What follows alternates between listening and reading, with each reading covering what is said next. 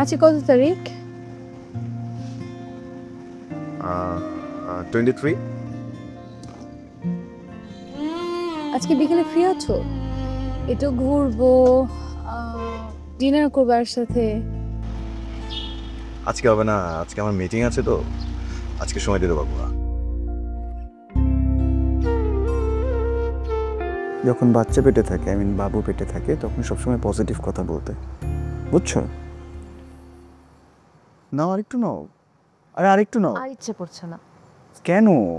আর ইচ্ছে করছে না। আমি দেখতে পাচ্ছি যে তুমি না একদম মেডিকেল সায়েন্স সবকিছু চিবাই খেয়ে ফেলছো। আমি কিন্তু ডেইলি আর্টিকেলও পড়ছি। আরে বাহ, আমার ভাই তো দেখি রেসপন্সিবল হয়ে গেছে। হ্যাঁ আনিকা, আরে তুমি তো একটা বান্দরকে মানুষ করে তুলছো। আমি মানুষই ছিলাম, বান্দরের অ্যাক্টিং করতাম। কি এসে আড্ডা শুরু করে দিছো? পিছনে কি দেখি? আমার জন্য মানে বার্থডে ভুলে গেছে, বাট কম্পেনসেশনের জন্য গিফট থেকেই আসে। সো সুইট ভাইয়া। অ্যাকচুয়ালি সরি, এটা তোমার জন্য না, এটা হচ্ছে আনিকার জন্য। মানে রাস্তা দিয়ে যাচ্ছিলাম, হঠাৎ করে এটা দেখে মনে হলো আচ্ছা ভাতিজার জন্য তো একটা গিফট কিনেই যায়, রাইট? আর ভাতিজা কেন, ভাগ্নে তো হতে পারে, তাই না ভাইয়া? না না, ভাতিজা। 3 মাস বাকি এখনো। বেবি আসতো, তারপরে যত মন চায় গিফট কিনতে। এখনই গিফট কেনার কি আছে? থাক না আপু, ভাইয়া তো শখ করে এনেছে, এক কাজ করি, এই কাজ যেভাবে আছে সেভাবেই রেখে দেই, তাহলে সারপ্রাইজটা থাকলো আর গিফটটা বাঁচিয়ে হলো না। রাইট। শুধু শুধু এত আগে আনতে গেলে কি? আরে না, তুই এটা দরকার ছিল না তো। এর থেকে বড়টা খুঁজতেছি বেটা। ভাই অনেক সুইট আছে।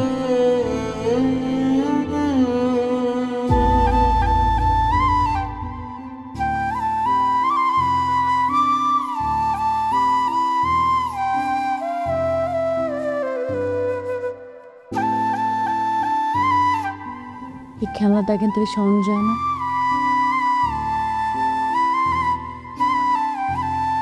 কেন, কি সমস্যা? কি সমস্যা তুমি বুঝতে পারতেছো না? আচ্ছা,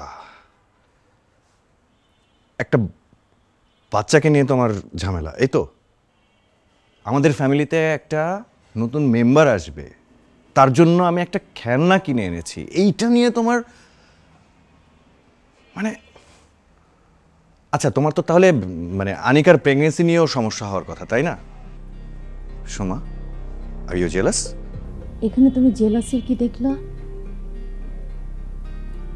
ওয়ার্ল্ডে আনিকাই প্রথম মেয়ে না যে প্রেগনেন্ট হয়েছে, কিন্তু তোমাদের আধিক্যতা দেখে মনে হচ্ছে কি জানি কি হয়ে গেছে। আধিক্যতের কি হলো? হ্যাঁ সোমা, নিজের অপূর্ণতাকে মেনে নিতে শেখো। অন্যের আনন্দে আনন্দিত হলে মানসিকভাবে সুস্থ থাকবা। তুমি কি বলতে চাচ্ছ আমি মানসিকভাবে অসুস্থ অসুস্থ হয়ে গেছি? পারিপার্শ্বিক অবস্থা মেনে নিতে পারতেছি না, আমি জেলাস। এক্স্যাক্টলি, আমি সেটাই বলতে চাচ্ছি। সোমা, আমি এভাবে কখনোই দেখিনি। তুমি সব বাস্তবতা সহজভাবে মেনে নিলেই তো হয়, এবং চোখ ভরা হিংসা নিয়ে বসে থাকলে কিছুই বলার নেই।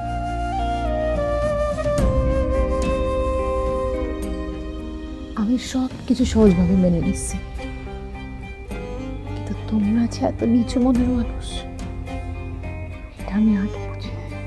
আমরা ছোট মানুষ, হ্যাঁ? আরে ছোট মানুষ তো তুমি, সামান্য একটা খেলনা তোমার চোখে বিষ হয়ে গেল।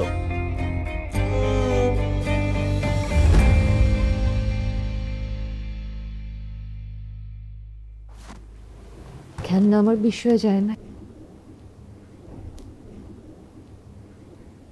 আমি হয়ে গেছি।